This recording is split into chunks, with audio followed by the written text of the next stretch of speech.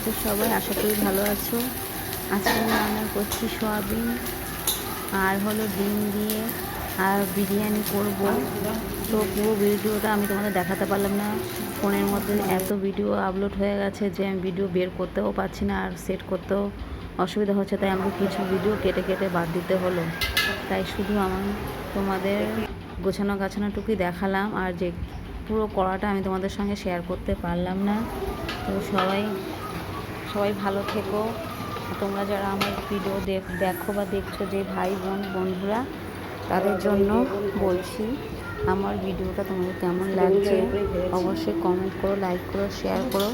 আর সবাই খুব খুব ভালো থেকো, এই বলেই আমি রাখলাম।